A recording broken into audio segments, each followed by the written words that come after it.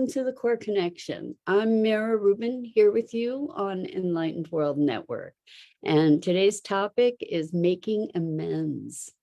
We've all had things in our lives that we've regretted or that have felt incomplete, relationships, just ways that we might have been out of integrity, things that nag at us. And we're going to talk about the power of completion and making amends or just bringing closure to these things. So it should be a really interesting conversation. Welcome, Rosalind. So good to have you here with us this morning, and welcome to everybody else who's joining us.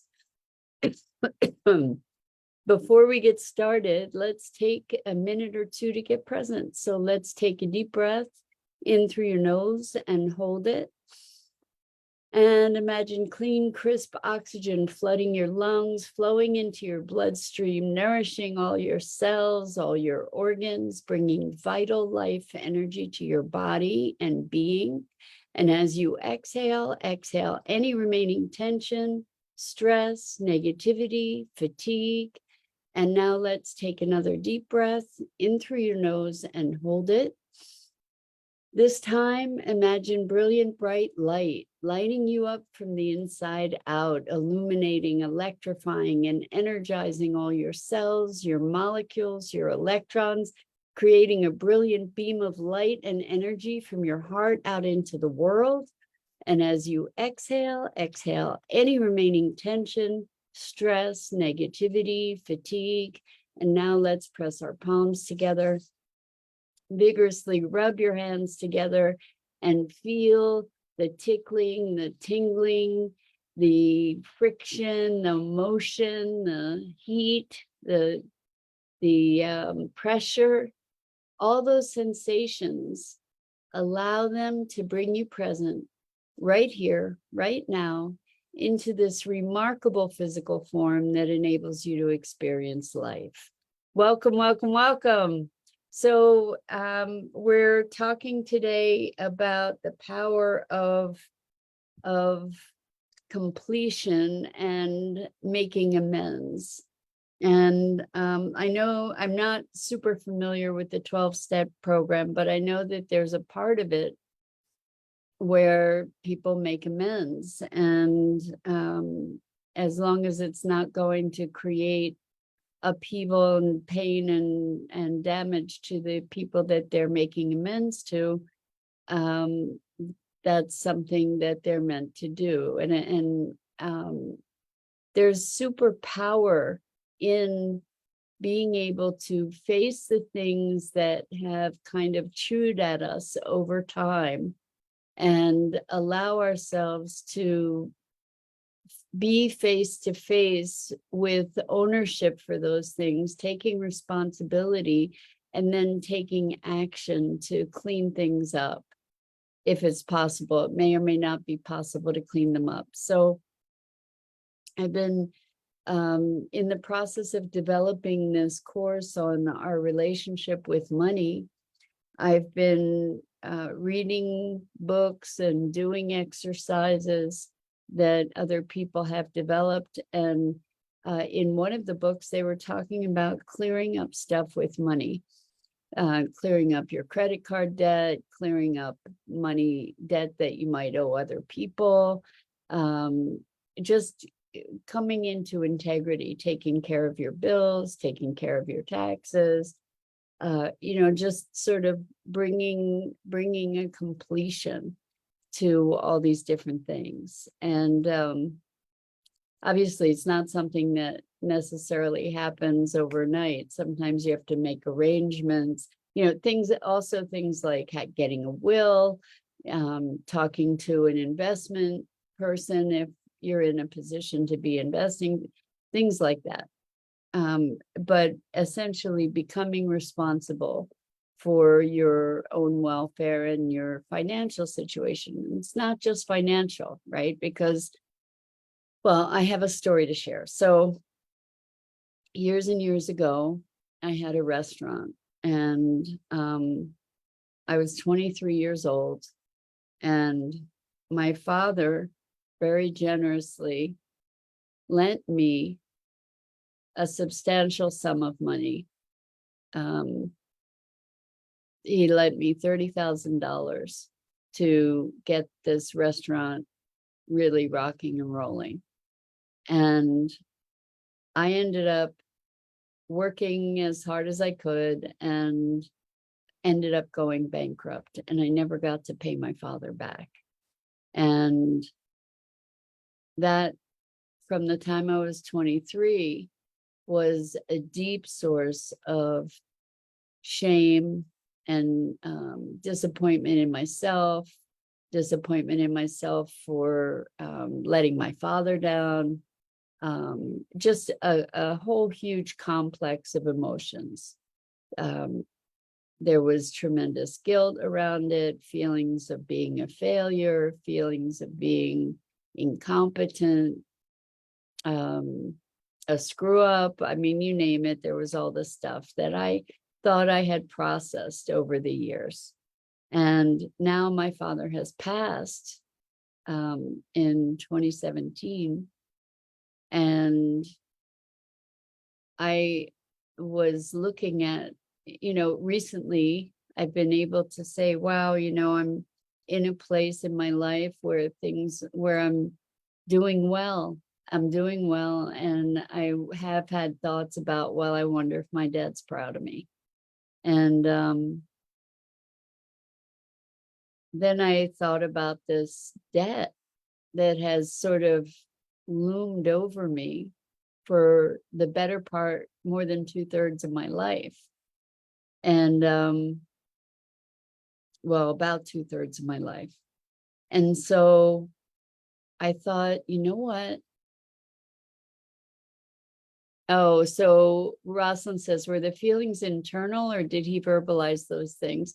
Some of those things he verbalized, but not throughout my whole life. There were years where it was a source of, he was upset with me, and I understood that.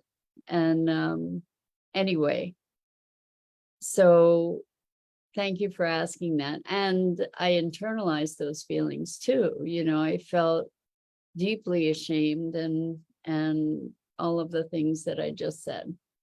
So then I remembered that he was a veterinarian and a surgeon, and very talented surgeon. And in his later years, he lived in the Florida Keys, and he volunteered for a bird sanctuary there in Tavernier, Florida. And apparently, I wasn't aware of it, but it was early in the history of this bird sanctuary. Anyway, it gave him such pleasure. It was very rewarding for him. He was very involved there and he loved it. And it occurred to me, you know what? I can make a donation. I can make a donation, and I can pay my dad back by giving that money to this bird sanctuary.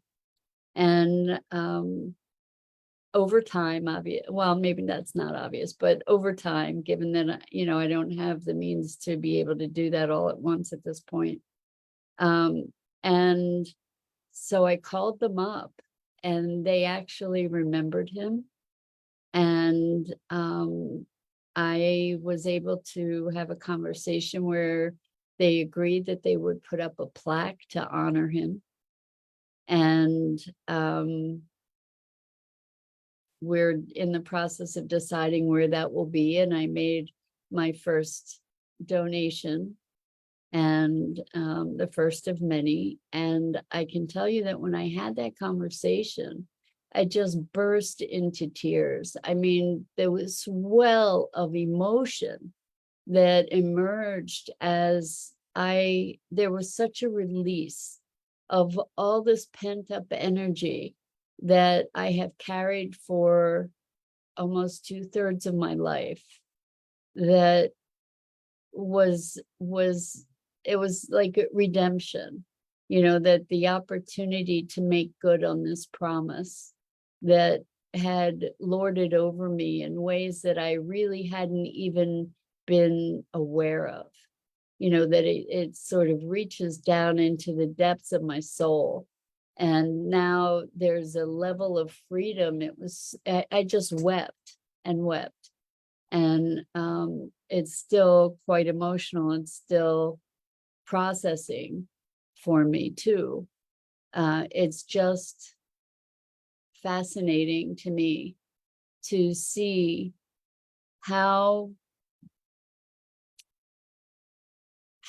compressed, how oppressed I felt by all those emotions, by that experience, by my disappointment in myself, by his disappointment in me, by the guilt and shame and sorrow that I felt, by the ineptitude, all of it, even after years of working with it, the power of making that commitment and stepping forward into that completion was and is so powerful. And so further along that line, this is like true confessions, but I'm sharing this because I don't think I'm the only person that has something like this in their past that has lorded over them, or that they have lorded over themselves, that has shaped their sense of self in negative ways. And I'm offering this as a personal example of the profound catharsis that's available to us in taking these steps toward completion.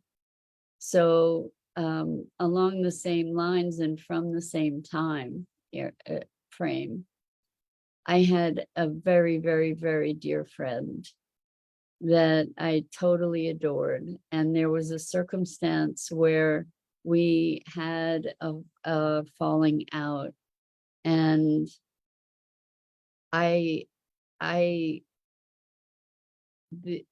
well-intended actions were destructive, and it was the end of the friendship. And I have felt guilty about that since it happened, years and years and years. Again, the greater portion of my life. And felt the weight of having hurt this person that I so dearly loved. And without intending to hurt them, with intending to support them and help them, but it ended up being hurtful. And so a couple days ago, I hunted this person down online, and it wasn't easy actually, but I was able to find them. And I left a message for them, and saying I'm so sorry for the hurt that I caused, and I loved you then, I love you still, and it looks like you've done wonderful things in your life, and I don't know if you'd be open to having a conversation, but I just want you to know that you're in my heart. And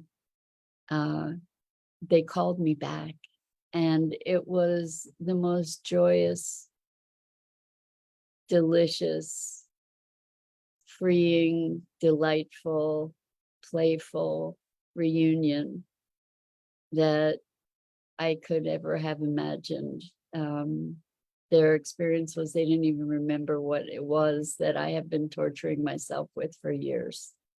And they just were over the moon to hear from me, and I was over the moon to be in communication again. And it just has opened and lightened my heart in a way that I couldn't even begin to imagine. Like my head is still kind of spinning, like, wow, this is, and it was like no time passed. It was just so beautiful to connect with this person. And so again, I'm sharing these stories to hopefully inspire you to have these completions in your life. So without expectation, like I didn't have an expectation that this person would want to speak with me. I didn't know if they were angry and hurt. I didn't know how they might be feeling. And I feel very fortunate that they responded the way that they did. They said that they had been looking for me over the years as well, which was wild.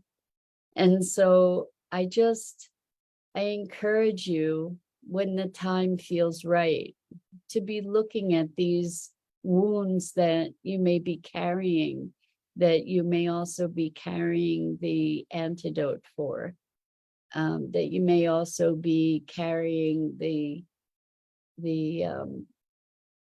inspiration for their healing. All the work, all the personal work, development work, healing work, whatever that I did for myself with the story of the restaurant and the money that I was unable to, that I had never paid back. Just really, that Rosalind says, thank you for sharing both of these stories.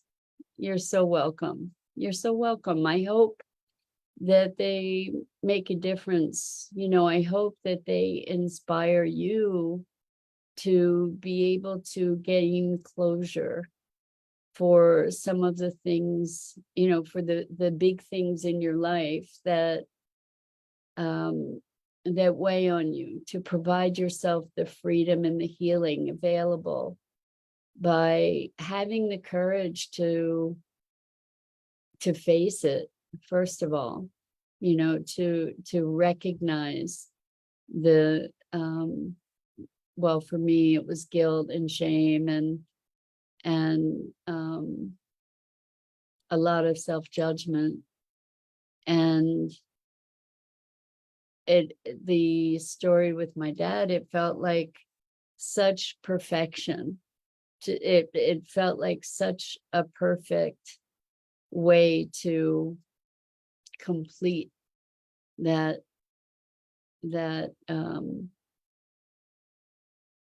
commitment, because this is a way for him to live on with something that was really important to him, and for the people there to be able to honor and appreciate him for the contribution that he made and is continuing to make through me. But it's his contribution, and it felt so right. And you'll know when it feels right. Like it was just this emergence of so much pent up energy that I've been holding in my body and soul for so long. And my guess is that there are things like that in your life as well. And I can tell you that it's profound and remarkably powerful and healing to first face it and then find a resolution that feels whole. You'll know it when it's right. You'll know it when it's right. And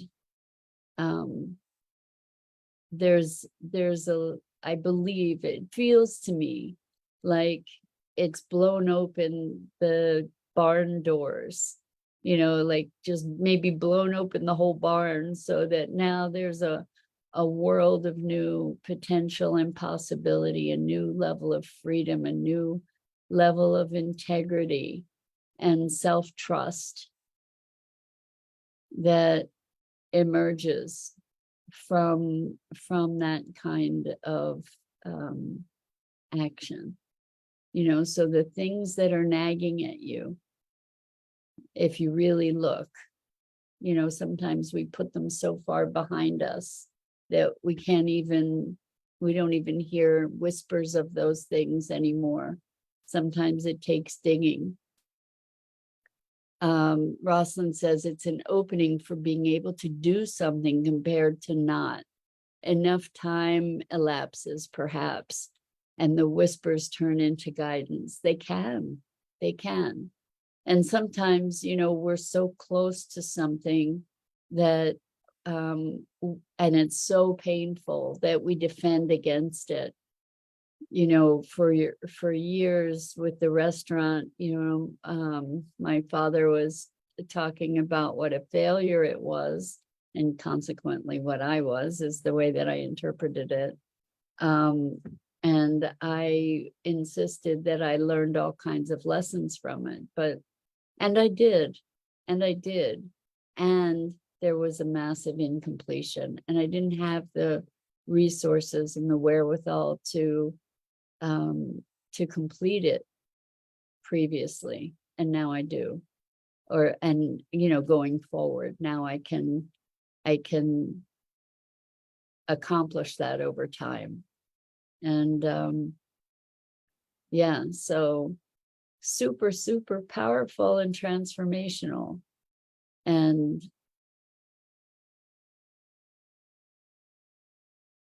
it gives us an opportunity to know ourselves from a different place. That we all have stories about ourselves that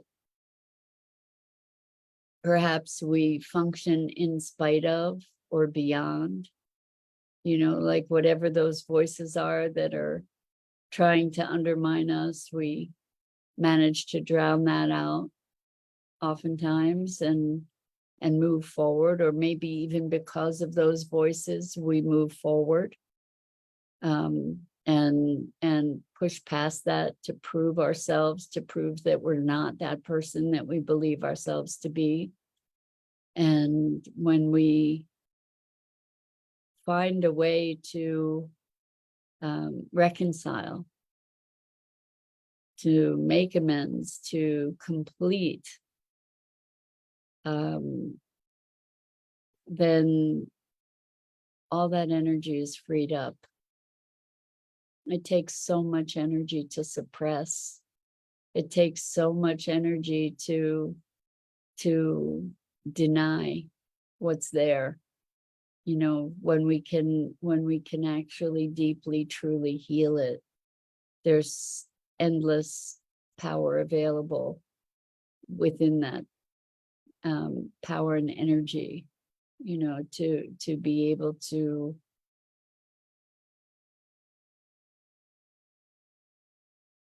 move more fully into expression of our fuller potential.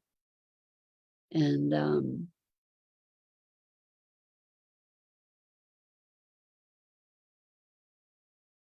yeah, there's a disruption around that. It's been most of my life that I held those things, and I remember saying right after the situation with after the conversation with the bird sanctuary, I remember speaking to a friend and telling them and saying, I don't know who I am without the burden of that. So I get to discover who I am now, unburdened by that. And to be having the privilege to make good on that. And it really does feel like a blessing to be able to make good on that commitment. to find a way that seems appropriate. That's not, it doesn't feel like it's a compromise. It feels like it's a perfect way to honor that commitment. So look without judgment, look at yourself, look in your life, look at those places. Rosalind says tithing. Yeah, I had been reading about tithing, and I do give contributions to causes that I deeply value. And the thing is that this is something different from tithing. And it may be part of it. It's really honoring my commitment, because my dad has the bond with this place. It's in honoring him. So it's something different from tithing. I looked up the definition of tithing, and it talked about supporting your spiritual sources, places that are, particularly religious institutions, right? But if we're not particularly religious, there are organizations that are serving our spiritual missions too, right? So I donate to an organization called Our Children's Trust. And what it is a group of folks that are suing local and federal governments on behalf of children, in the name of our right to to clean air, clean water, and a healthful environment, and other environmental causes. There's an organization that plants trees that has been validated. If you're going to support an organization that's planting trees, make sure that they're a bona fide organization. But there are all kinds of wonderful, wonderful causes that that align with our heart and soul that we can support. And I think that there's some superpower to that, in using your money to support your values. So rather than getting caught up in money, and in the more of money, rather than getting caught up in what we might call the dark side of how people interact with money, to be putting money in places that are in alignment with your values. That's super powerful. And anyway, so I think that's it for today. Thank you so much for being here, for providing a space that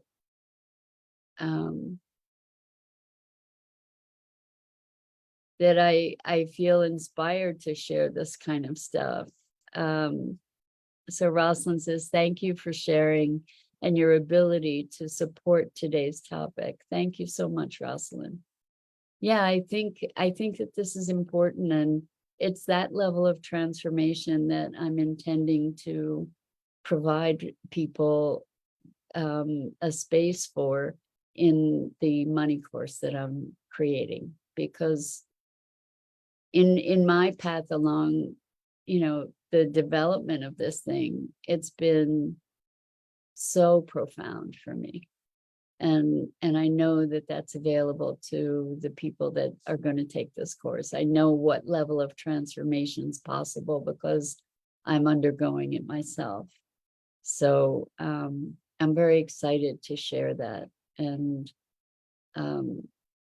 we get to be accountable in our lives in a way that is life affirming and uplifting and rewarding. And anyway, I'm so grateful to you all for the opportunity to share this, and hopefully you too will be inspired to take some steps in your life that grant you closure, and you can be creative about it. So with that, I'm Mira Rubin. This is the Core Connection, and I go live here each weekday morning at 9 a.m. Eastern on the Enlightened World Network Facebook page and YouTube channel. And I invite you to check out the other awesome programming. I show up here at 9 a.m. each weekday morning. And until next time, so much love to you.